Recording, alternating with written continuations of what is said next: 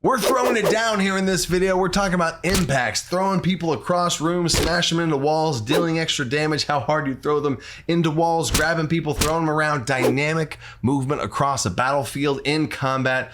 Let's go. Hey there, I'm the Dungeon Coach, creator of DC20, and when creating DC20, I wanted there to be dynamic movement across a battlefield, whether by your own choice or by grabbing someone and throwing them. So how do you get that across? How do you get across a cool feel of something that's balanced as far as combat and throwing people, and actually having it tie into combat and inspiring people to want to do it? Because in something like Dungeons and Dragons, why would somebody want to walk up to somebody, grab them and throw them into a wall instead of just attack twice if there's no incentive and no realism of damage? And I said realism there, but I kind of mean more so incentive, because I want to incentivize people to play in the way that they want and have multiple opportunities and ways to deal damage instead of just attack twice. So, and it also is more realistic. If you get grabbed by somebody and thrown point blank into a wall, it's gonna hurt. I'll give my homebrew rules for how I handle this in D&D and a way to port this over from DC20 to Dungeons and Dragons, but we'll save that for later because we are talking about grabbing somebody, throwing somebody, and what happens if that person hits another person and they take shared damage. So the first piece of this 4-piece puzzle is size difference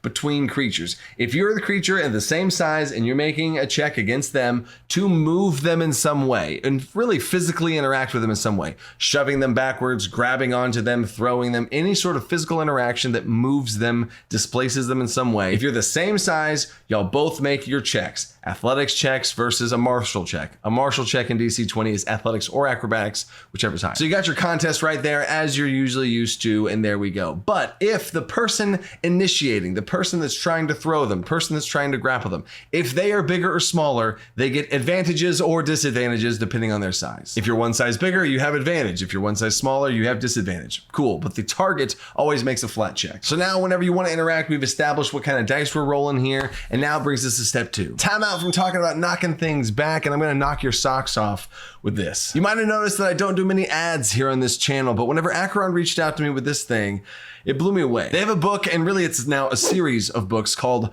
Brancalonia. It's a 5e campaign setting, but it's done in a way that I've never seen before and in such a beautiful way, and they've expanded so interestingly. I'm taking inspiration from this for DC20. And there is so much inspiration you can take for whether it be monsters, campaign settings, stories, books, character, classes, subclasses.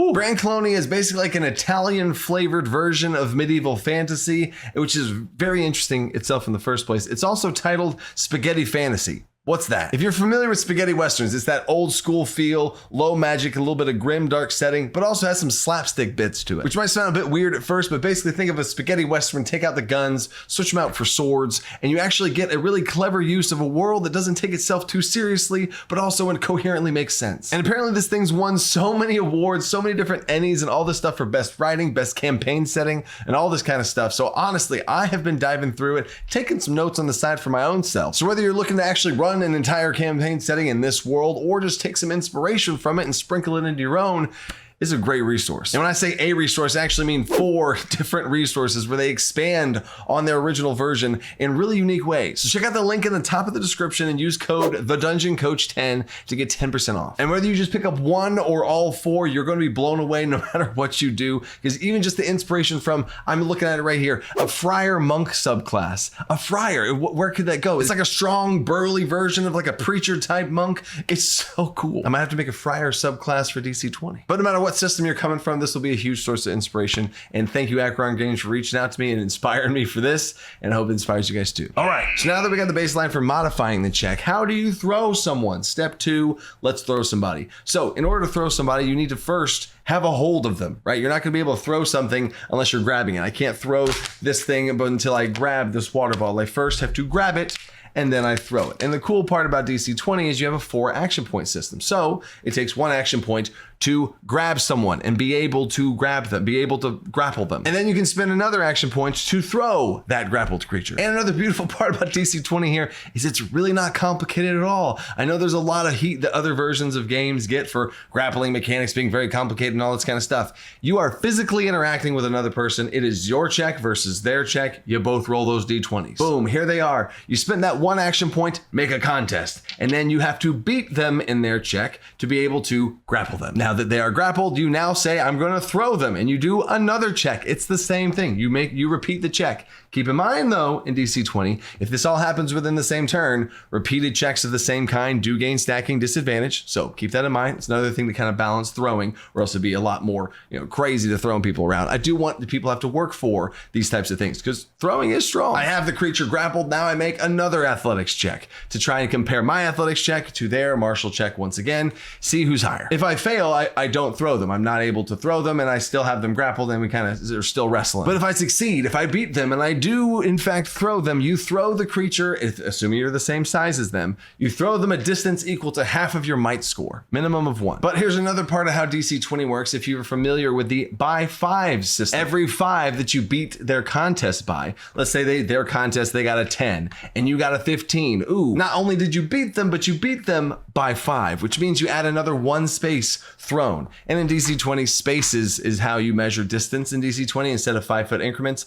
It is a 5-foot increment, but it's just called 1 space. I think it's also easy to keep track of and count spaces on a battle map. But anyway, so every 5 you beat them by, you throw them another 1 space. So it's half your might, and then you throw them 1 more space for every 5 you beat them by. The only caveat here is if you're throwing a creature that's smaller than you throw them a distance equal to your might instead of half of your might because they're smaller. So that's it. You win in a contest to grapple, and then you win in a contest to throw, and you throw them half of your might +1 for every 5 you succeed by. But now we get into step 3. What if you throw them into a wall? And we'll get to step 4 in a second if that wall is instead a person. But throwing them into something, into some sort of objects. This is called collision damage in DC20. There's going to be lots of things moving people around the battlefield, people running around the battlefield, people getting thrown by magical and mundane means. The gust spell, shooting people backwards, actually might be useful now. Let's use this lovely example right here of a wall and a person being thrown. And we're going to have my lovely video editor, Zack, put up some grid spaces here. So I am going to be thrown. Let's say I am 2 spaces away from this wall. So 1, 2, and then I would be at the wall, okay? But I'm right here. So I get thrown, let's say I get thrown 3 spaces. So I get thrown 1, 2, I cannot get thrown that last space. So in DC20, every space that you cannot move, you take 1 point of damage. So back to the analogy, if I was to get thrown 2 spaces, I'd get thrown 1, 2, and I'd land right up against the wall. Nothing big. But let's say something crazy happens and somebody uses a technique and they put some extra stuff into it, or a scion uses his mind powers to throw you really far into a wall, and you're right here and you get thrown, let's say 5 spaces. So you would go 1, 2, 3, 4, 5. That means you take 3 points of damage because you did not move. You were not able to move 3 spaces of movement. That's now interesting for the scion, for the gust spell, for the grapple thrower guy. But now let's take this 1 step farther. Let's go to throwing someone into someone else. These moments happen in tabletop roleplay games, and this has happened in Dungeons and Dragons for myself for years, and you just have to kind of come up with something. But I got you Dungeon Masters covered here in DC20. If you throw someone into something else, they share the damage, which brings us to the 4th point here of shared damage. And shared damage is pretty simple. And if you look at each of these rules, I try and have each rule in DC20 be very, very intuitive. You want to be thrown, you take damage for the spaces you don't move. Done. And that works across the board in every aspect of the game. I don't have to say it in every single time it comes up because it's a global rule. So here, if I have 2 friends, 2 allies, I'm the evil dungeon master, and I am using some big giant ogre, and I pick one of them up and I throw them, the 2 friends at each other, and they collide. You do the same exact calculation that we just did. You're throwing a friend. We're going to use the same grid lines here. You have the friend that's being thrown now. Instead of a wall, it's another friend. So you have the barbarian that's being thrown at the wizard. So here we go. The barbarian gets thrown 6 spaces for this example. 6 spaces would move 1, 2, there is 4 spaces of movement that they cannot move. And instead of hitting a wall, it's a person, and they smash into each other. Now, they stay in these spaces, but they definitely impact. How many spaces did the barbarian not move? He had 6 spaces he was thrown. 1, 2. There's 4 spaces of movement that this guy was not thrown, and they share 4 damage. How does shared damage work? Oh, 4 gets split up into 2 and 2. I don't think I have to explain that math too much, but here's the cool part, because in DC20, everything rounds up, and there's many, many benefits I could do about, I think that would be a boring video for most people about like, why it's so nice to be able to round up in DC20. So if the barbarian was going to take 3 damage from smashing into a wall, but it's instead a person, that 3 damage is shared between 2 people. But 3 divided by 2 is 1.5 and 1.5.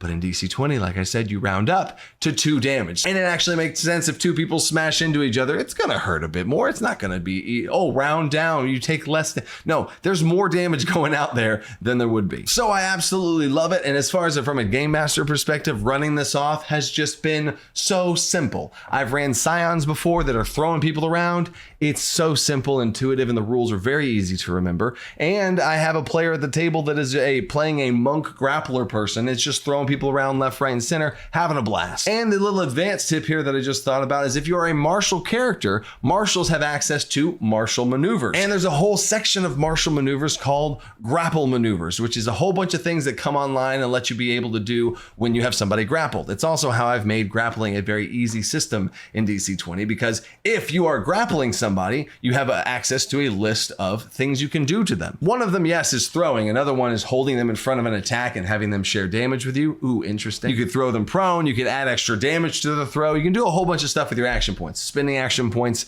to add extra moves. You could become a freaking WWE wrestler here and spend all these action points to come up with your own suplexes and whatever you're doing. But the cool thing for martials is since it's a martial maneuver, you can spend stamina points on them to be able to do even more stuff. So just as a point of clarity, in the rules, there's 2 different sections that talk about throwing. There's a throwing section under creatures in combat that talk about throwing and how you throw it. If you have a grappled creature, you spend 1 action point, just like I just explained. But there's also throwing in the martial's grapple maneuvers listed under the things of if you have a creature grappled, just like I just talked about, if you have a creature grappled, you can do the throw maneuver, which is the same exact rules as throwing something. It's repeated in both places to make sure it's clear in how you're doing it, whether you're doing it through grappling maneuvers or you're just grabbing somebody and throwing them. Oh, and shared damage also applies if you jump down onto somebody and you like fall onto them. You can share damage and add the damage from the shared damage that you'd be taking into your attack's damage to deal even more damage. And all the times where you see people jump down onto characters and Dungeon Masters are like, oh, do they add an extra weapon attack? Is it the attack made at advantage? That's also taken care of too, and it fits right in, all blended together beautifully. So if any of this sounds beautiful to you, you can check out the link down in the description, which is actually a unique link. This is Mr. Rex's link. If you're familiar with the YouTuber Mr. Rex, I did a live play of DC20 over with him. He doesn't even know I'm doing this. I wanted to put his affiliate link to the DC20 Alpha down in the description, so he gets a little kickback from any sort of people that get the purchase from down there. And the price of the DC20 Alpha just went down as we approached the Kickstarter. I wanted to get this access to open up to more and more people because Kickstarter is coming in less than 3 months. June 4th is going to be big. A lot of early access rewards for people to jump on, whoever jump on first. So make sure you check out the link in the description to get notified when the Kickstarter goes live. So until next time, stay creative, think outside the box. Peace.